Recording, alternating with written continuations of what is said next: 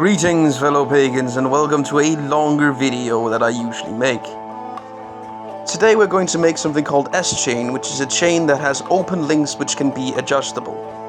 Usually for hanging pots over fires while cooking, but also it's just general chain, and chain was used for a lot of things back then, because as it still is, chain is very useful. There's of course many types of chains, but today we're using the S-chain, which is the simplest one to make, I think. Of course, getting ready is essential, and getting the shop ready as well. It's not really a shop, it's really just a smithing hut, but I still call it the shop.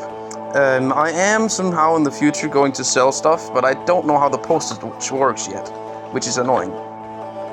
If this clothes seems a little bit small for me, that is actually pretty historically accurate, since workmen's clothes or your work clothes usually would have been the clothes you grew up in that would just have been enlarged with your growing body. So it sometimes looks weird. There might be patches of clothes missing and everything like that, but that is your work clothes, and that wouldn't be clothes for wearing out on the town or when on occasion.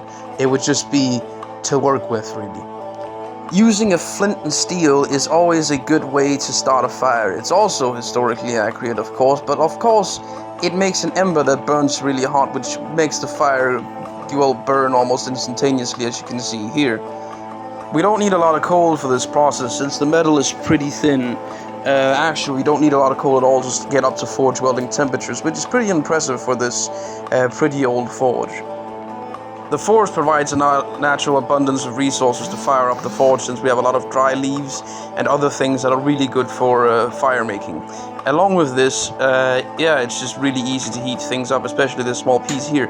As you can see, we are actually forge welding the head of the nail together, so we get a little bit longer chain link. This is for, well, just me practicing chain making and forge welding in general. Sadly, I'm using borax or flux to forge weld, whilst the Vikings would have used something like sand to create a glass over the steel, which prevented it from oxidizing. But this, I can't really do it yet. It's really hard, and I can't get the sand to melt properly. I might be using the wrong type of sand.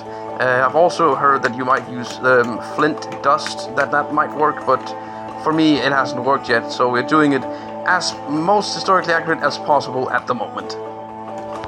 Both the hammer and this rounding horn and the anvil actually is based off historical finds, so this is also as accurate as it gets.